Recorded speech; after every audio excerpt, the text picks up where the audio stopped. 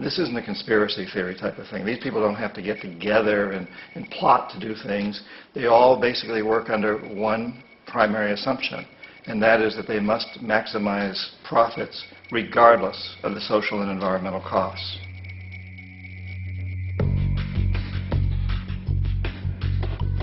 This process of manipulation by the corporatocracy through the use of debt, bribery, and political overthrow is called globalization.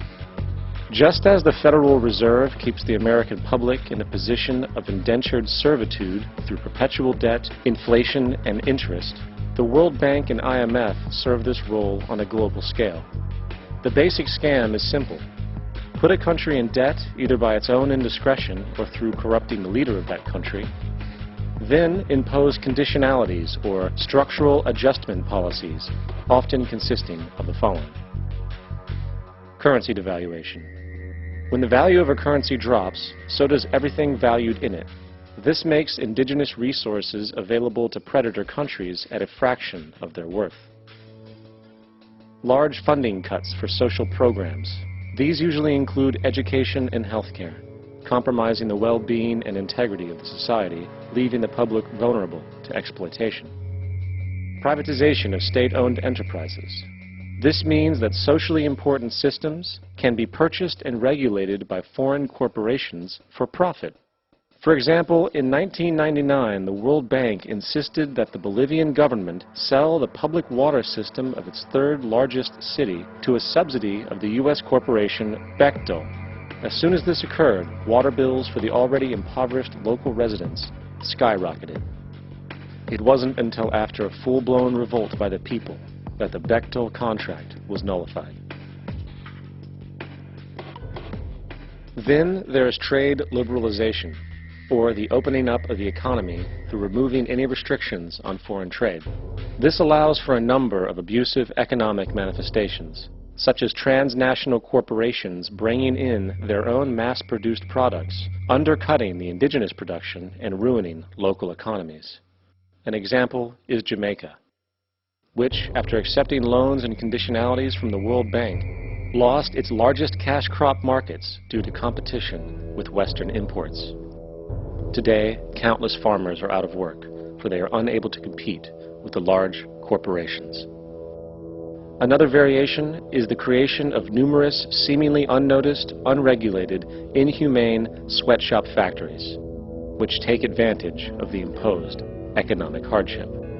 Additionally, due to production deregulation, environmental destruction is perpetual, as a country's resources are often exploited by the indifferent corporations while outputting large amounts of deliberate pollution.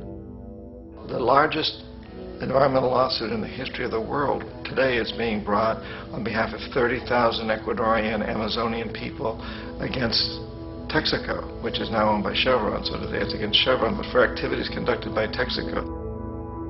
Estimated to be more than 18 times what Exxon Valdez dumped into the coast of Alaska. In the case of Ecuador, it wasn't an accident. The oil companies did it intentionally. They knew they were doing it to save money out there rather than arranging for a proper disposal. Furthermore, a cursory glance at the performance record of the World Bank reveals that the institution, which publicly claims to help poor countries develop and alleviate poverty, has done nothing but increase poverty and the wealth gap, while corporate profits soar. In 1960, the income gap between the fifth of the world's people in the richest countries versus the fifth in the poorest countries was 30 to 1. By 1998, it was 74 to 1. While global GNP rose 40% between 1970 and 1985, those in poverty actually increased by 17%. While from 1985 to 2000, those living on less than $1 a day increased by 18%. Even the Joint Economic Committee of the U.S. Congress admitted that there is a mere 40% success rate of all World Bank projects. In the late 1960s, the World Bank intervened in Ecuador with large loans. During the next 30 years, poverty grew from 50% to 70%. Under or unemployment grew from 15 to 70%. Public debt increased from $240 million to $16 billion. while the share of resources allocated to the poor went from 20% to 6%. In fact, by the year 2000, 50% of Ecuador's national budget had to be allocated for paying its debts. It is important to understand the World Bank is, in fact, a U.S. bank supporting U.S. interests, for the United States holds veto power over decisions, as it is the largest provider of capital. And where did it get this money? You guessed it, it made it out of thin air through the fractional reserve banking system. Of the world's top 100 economies, as based on annual GDP, 51 are corporations, and 47 of that 51 are U.S.-based. Walmart, General Motors, and Exxon are more economically powerful than Saudi Arabia, Poland, Norway, South Africa, Finland, Indonesia, and many others. And as protective trade barriers are broken down, currencies tossed together and manipulated in floating markets, and state economies overturned in favor of open competition and global capitalism, the empire expands. You get up on your little 21-inch screen and howl about America and democracy. There is no America. There is no democracy.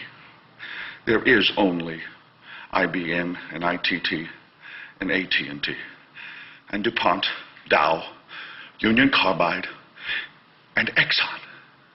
Those are the nations of the world today.